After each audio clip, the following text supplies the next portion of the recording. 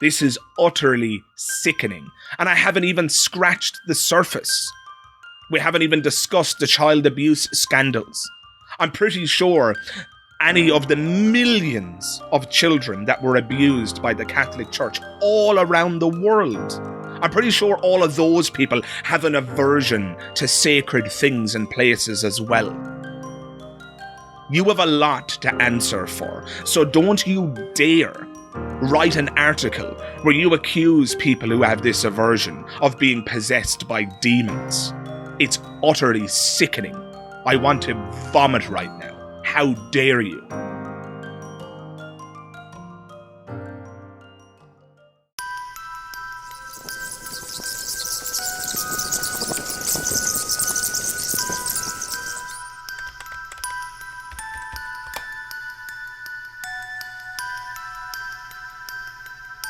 Hello everybody, you're listening to the Magic Skeptic, aka Magic Dara, and you're all most welcome to another episode of A Magician's Thoughts.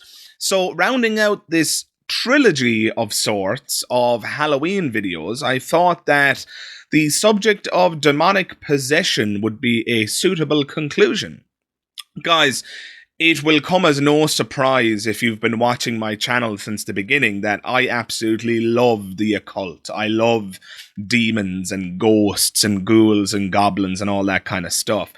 I think the video that makes this kind of crystal clear is my demonic possession video, which was a video where I essentially simulated a demonic possession happening to myself. Magic Dara and all those affiliated assume no responsibility for those who fail to heed this warning. Happy Halloween.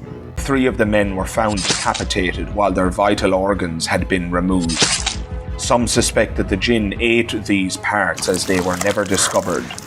The 4th man from whom this account was extracted later committed suicide by pulling out his own throat. A nurse at the psychiatric hospital reported his final words before his voice box was ripped out. He said, "You can't have my body."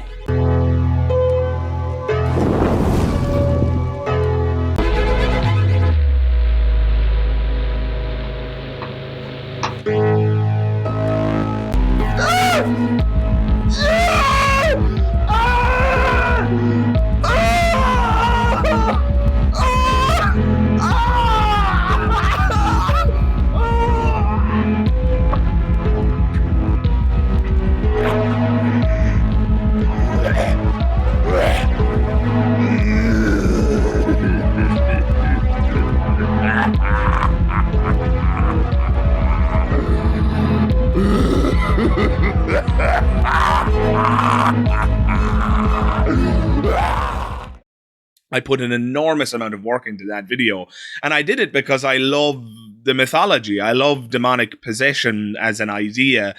Not that I would want it to be true or anything, of course not, but I also love the movies, The Exorcist and the Conjuring movies and The Exorcism of Emily Rose. All those movies, I absolutely bloody love them. I'm a huge movie fan, as I've mentioned on the channel before, but that's where it ends for me. The problem is that there are people in the world who really believe this stuff. There are people in this world who are suffering from very real illnesses like, I don't know, schizophrenia, for example, and things like psychosis and what have you. And rather than go to a doctor, they go to a priest because they believe that they're under some kind of a spell or that they're possessed by a demon.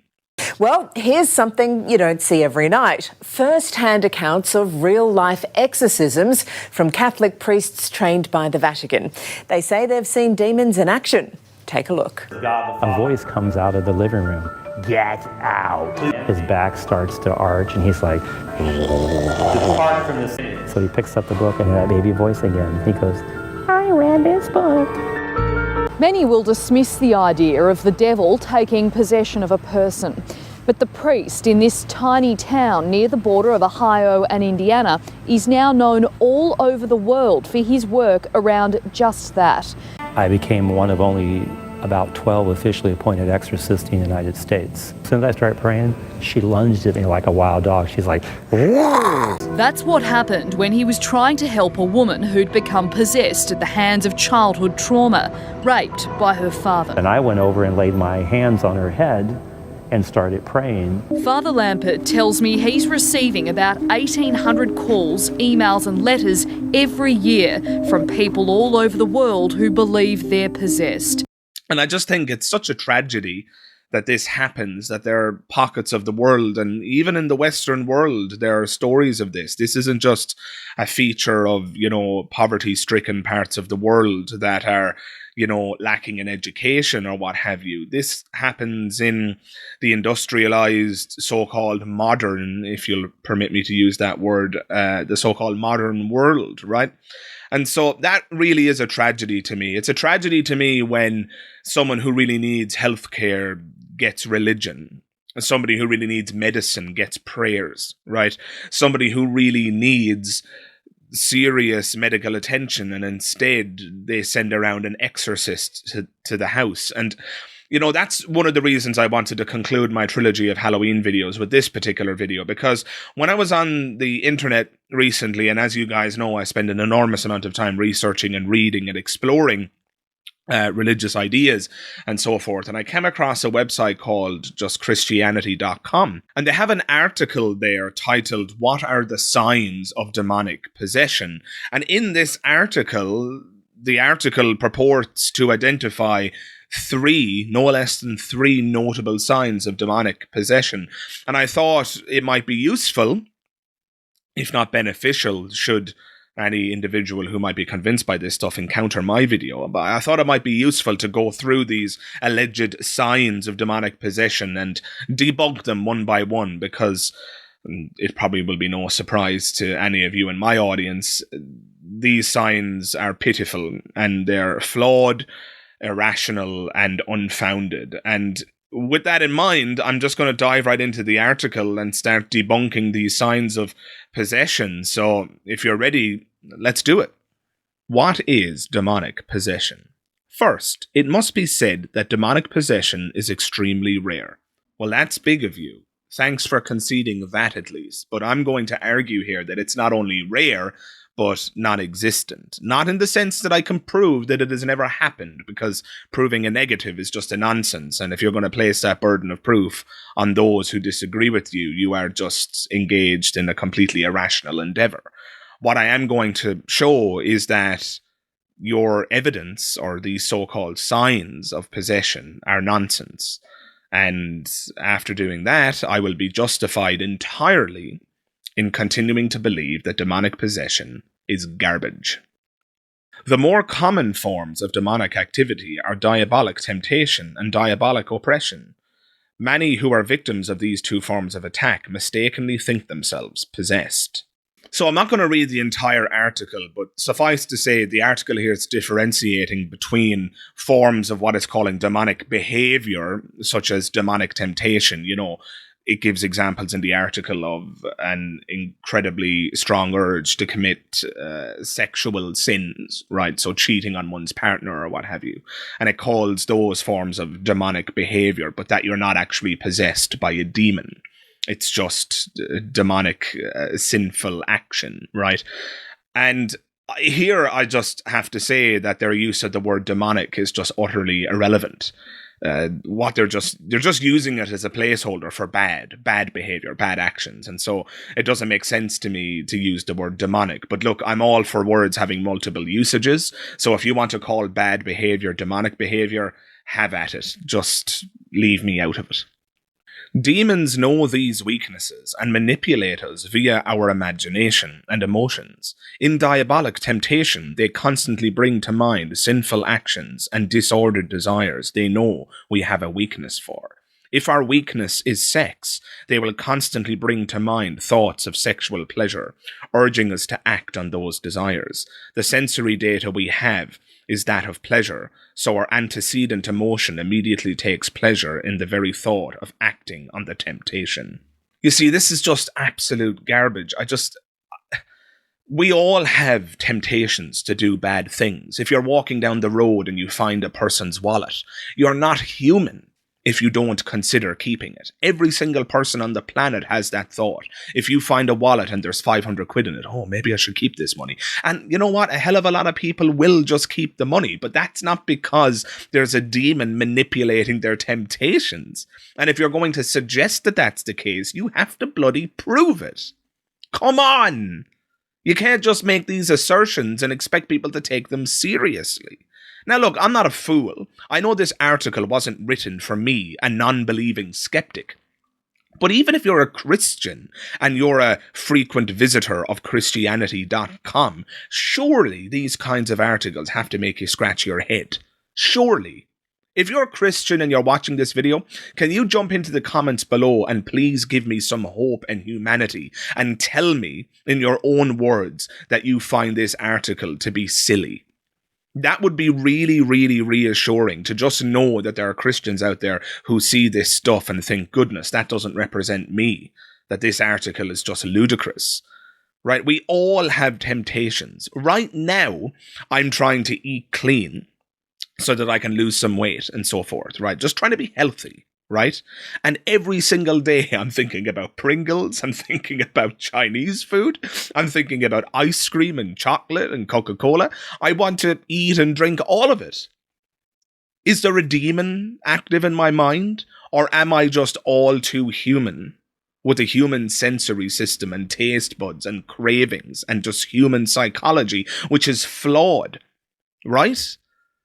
All of this stuff is perfectly understandable by just having a modicum of common sense about the human mind and how we behave, right? We don't need to appeal to demons or the supernatural. Just stop it, please. In diabolic oppression, we have a much more external manifestation of demonic activity. Demons will manipulate the victim's life and environment with the goal of making them depressed, despondent, and despairing even of the grace of God. And here again, we just have the addition of the word demon to all too human experiences like depression, right? I've done podcasts on this very channel about depression with PJ from Just a Tip. Shout out to PJ. And it would seem, given our conversations and our anecdotal experience in life, that depression is something of a universal human phenomenon. There's not a person on the planet who won't experience depression at some point. And here we have Christianity.com claiming that said depression is a manifestation of demonic activity. Demonic oppression. Seriously? Give me a break. And again, not a shred of evidence, just one assertion after another. And I obviously don't have to take those assertions seriously. If you're not going to provide evidence, I get to dismiss those assertions. Just cut it out, right? I wish I had something more compelling to say, but this is just child's play. What defines demonic possession? Demonic possession is the most severe state of diabolic attack, as it involves the transient involuntary loss of control of the faculties and emotions. It is also the rarest form of diabolic attack, though experienced exorcists have noted that it has been on the rise since the 1960s. It's on the rise? Oh no! Oh no! The reasons for this are the erosion of traditional Christian morals, values, and ethics, which has given rise to sexual promiscuity and other disordered sexual behaviours, materialism, the advancement of various lies in government, schools, and culture, the destruction of the traditional family, post-genderism, occultism, and ultimately, nihilism. Well, I'll tell you one thing. These writers on Christianity.com know how to offend absolutely everybody in a single paragraph. Don't get me wrong, I didn't expect this website to be a beacon of progressive and liberal values, but Jesus Christ, this paragraph cuts deep, I'll tell you. This really takes the biscuit. Look at this again. I'm going to read this to you again. This is absolutely crazy. So the reason for this rise, this alleged rise in demonic possession, is the erosion of traditional Christian morals, values, and ethics, which has given rise to sexual promiscuity. So sexual promiscuity is the blame. So it's the fact that everybody's out shagging. That's the problem. That's very funny. So they're attacking the single, fun-loving people to begin with, right? But there's more. Disordered sexual behaviors. I wonder who they're referring to there, LGBTQ plus community. You see, guys, I'm tempted to be offended here, but this is just so silly that I can't even take it seriously. My eyes are tearing up here. This is genuinely funny. Oh my God. So materialism, they also don't like materialism, so the idea that people like stuff. Now look, I'm not going to pretend that a life being ruled by hedonistic desire is going to be a fulfilling one, but the idea that that's correlated with demonic possession is just crazy. That is crazy. The advancement of various lies in government, schools, and culture, the destruction of the traditional family. So yeah, just in case they hadn't offended enough people, if you're a single parent out there, you're one of the reasons that demonic possession is on the rise. Are you kidding me? Oh my bloody God. And just, you know, for good measure, in case the reference to the LGBTQ plus community, the not so subtle reference earlier wasn't clear enough, they now refer to post-genderism. So they're having a go at the transgender community as well. Occultism and ultimately nihilism. So anybody who has the audacity to acknowledge that there is no objective meaning in the universe, or that there might not be a God, you're to blame as well. So in other words, they're having a go at the skeptic and non-believing community. So in one paragraph, they've managed to attack every non-Christian in the world by claiming that the erosion of traditional Christian values is to blame. In the exact same paragraph, they've managed to alienate the entire LGBTQ plus community. They've also managed to alienate people who just actually like to buy things. And they've also managed to alienate anybody who's an atheist or in a single-parent household or what have you. You see, this article is just pure toxicity. It is toxicity of the finest caliber. It is so bloody ugly. And that is just all in the introduction. Now we're going to get to those signs of demonic possession. And you know what, guys? We're going to have our own fun here. We're going to crap all over this website and the writers of this article the same way they just crapped all over us. And I don't have any problem in admitting that. None whatsoever. Isn't it the Bible that says an eye for an eye? So yeah, you just took the eye out of a lot of people that I care deeply about, so you better bet your last bloody dollar that I'm going to take the eyes out of you. Here we go. The specific signs of demonic possession include, number 1, an irrational, uncontrollable aversion to sacred things and places. These would include crosses, Bibles, churches, hymns, and prayer. The responses to these things are a mixture of intense hatred and abject fear. I don't think I need to explain to an intelligent audience like yourselves why this point is utterly ridiculous. Right, let's take a look at that again. An irrational and uncontrollable aversion to sacred things and places. I'll give you a couple of reasons why people have an aversion to sacred things and places. Perhaps it has something to do with the fact that many Christians in the world are raised with an absolutely paralyzing fear of hell. A literal hell where they're going to burn forever for failing to meet impossible standards. Right? The Bible actually accuses people of thought crime. It says in the Bible that if you even think of cheating on your partner, you have committed adultery in your heart. Thought crime. These are impossible standards, right? You're not human if you don't have sinful, what a Christian would call sinful thoughts. We all have them, right?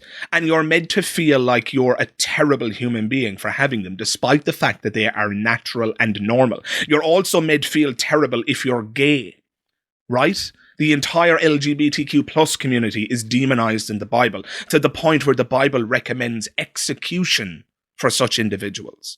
That's why people have an aversion. That's putting it lightly, but that's why people have an aversion to your church and to your theology. Are you kidding me? right? But no, of course, the people who have that aversion have to be demonized further, quite literally demonized, by claiming that they are actually possessed by a demon. Because in your warped worldview, the only way that somebody could have come to the conclusion that your worldview is garbage is that they're possessed by a demon. Give me a break. This is utterly sickening. And I haven't even scratched the surface. We haven't even discussed the child abuse scandals. I'm pretty sure any of the millions of children that were abused by the Catholic Church all around the world, I'm pretty sure all of those people have an aversion to sacred things and places as well. You have a lot to answer for, so don't you dare write an article where you accuse people who have this aversion of being possessed by demons. It's utterly sickening. I want to vomit right now. How dare you? Number 2, the ability to speak languages completely unknown to the victim. Often these languages are considered dead languages, such as Latin, Koine, Greek, Akkadian, etc. The mere uttering of a few phrases is not considered evidence of demonic possession, since someone could glean these from a textbook. What the exorcist looks for is a demonstrated fluency in the language that defies all natural explanation. More garbage, and don't worry, I've calmed down now. I had to take a breather. There's actually been something of a 2-minute edit between my previous talking point and this one, because I actually had to woosah. I had to calm down, but I'm okay now, don't worry. But this point is garbage. It amounts to a massive argument from ignorance. So our old friend, the argument from ignorance, returns again. The sentence that's quite telling here, and then I'll explain exactly what I mean, is the following one. What the exorcist looks for is a demonstrated fluency in the language that defies all natural explanation. In other words, what the exorcist is looking for is a mystery. And then attached to that mystery will be the label of demonic possession. This is a big, fat argument from ignorance. There is no other explanation for certain things. What this translates to is, if the exorcist can't figure out how and why the person is speaking a dead language, they will just come to the conclusion that it's possession. But that's nonsense. That is, as I've explained in previous videos, no different, principally speaking, from the person who sees an unidentified flying object in the sky and says, I can't think of a natural explanation for that, therefore it must be aliens. Or I can't think of another explanation for that, therefore it must be aliens. That's not how you get to your conclusion. And if you try to get there that way, people like me are going to call you out for your fallacious reasoning. Right? Your inability to think of an explanation is not evidence for your pre-existing conclusion. It's not evidence for your biases. So if the exorcist, that word sickens me, by the way, I'm going to change that word. If the bullshitter in the room cannot think of an explanation for how this individual is speaking a dead language, that is not evidence of demonic possession. You know what should happen there? The bullshitter in the room should say, yeah, I can't figure it out. I don't know how they're speaking a dead language. That is the true and honest end of that conversation. It's not, I can't figure it out, therefore demons. Are you kidding me? You're going to have to do better than first-grade fallacious reasoning. Give me a break. Number 3, a knowledge of things unknown to the victim. We are not talking of educated guesses, but detailed and precise knowledge of things distant from the victim. For example, knowledge of the secret activities or sins of a person unknown to them. Knowledge of things occurring to a family member or friend in another place that later prove to have been accurate. These are just a few of the signs an exorcist looks for in the investigation of potential demonic possession. And we're straight back to another argument from ignorance. So if the supposedly possessed individual knows something that they can't explain, right? If the exorcist or bullshitter in the room can't explain how the individual knows this thing, oh, therefore demons. Mystery, therefore demons. Another argument from ignorance fallacy. I think you're starting to see the pattern here, and thankfully this is the final sign of possession that the article identifies, because you know what? I don't think I could handle much more. than what we've gone through already. Guys, just look at my channel. Go watch my street deceptions videos and watch how I am able to get access to completely secret information, somebody's PIN code for their phone or the PIN code for their Visa debit card or something like that. Information that only that individual in theory should know, and yet I, as a magician, can gain access to that information using the techniques of the trade. Techniques that have nothing to do with supernatural abilities or hocus pocus. Right? And even leaving those techniques aside, there's also the whole area and domain of cold reading, where it's possible for something to sound quite specific while simultaneously being quite vague. You see, guys, if you have a room filled with believing Christians who are such diehard believers that they believe that their child or loved one is possessed, believers that are so ardent in their beliefs that they've quite literally hired an exorcist to call around to the house to banish a demon that they believe is factually existing inside their loved one. If those are the people you're talking about, it's not surprising to me that those people would come to erroneous conclusions about what the supposedly possessed person knew. If somebody is suffering from schizophrenia or some kind of psychosis and they're screaming and shouting things, random things, every now and then one of those random things is going to bear resemblance to reality.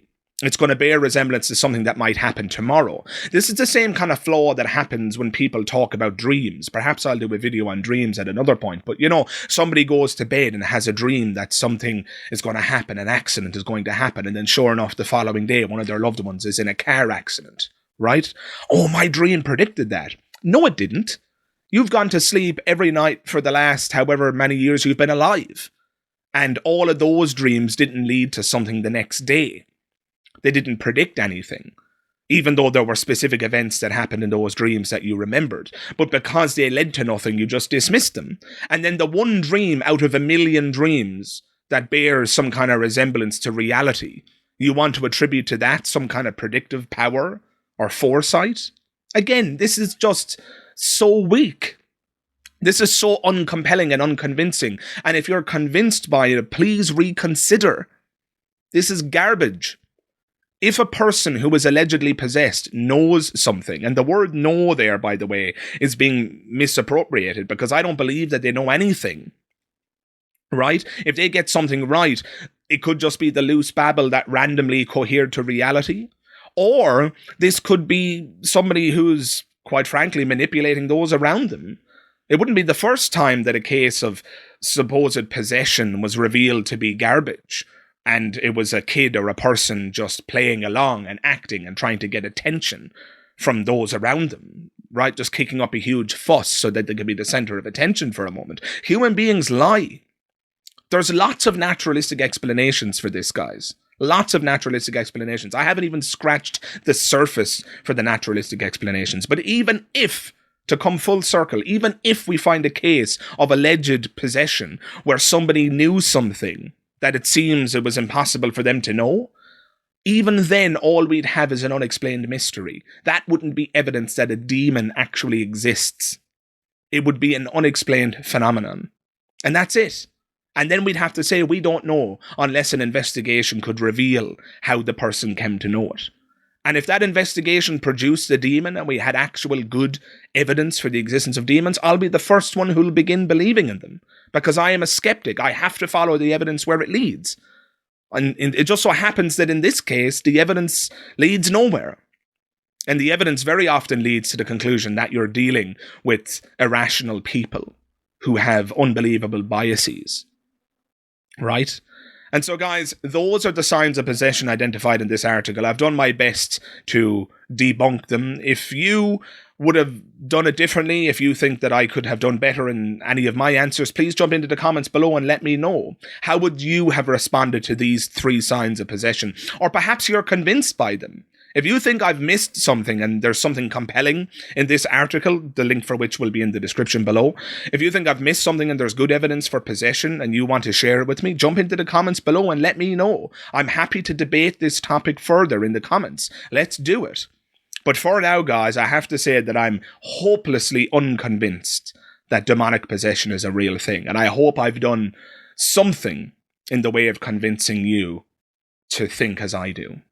And on that note, guys, thank you very much for watching this video. And if you liked it, please do drop a like on it. And if you do, don't forget to hit the subscribe button so you can get more of this content, and check the bell notification icon as well. That way you'll be able to stay up to date with all things on the channel, and you'll even be notified when my latest videos go live. So thanks again, guys, and I hope to see you in the next one. All the best. Bye-bye.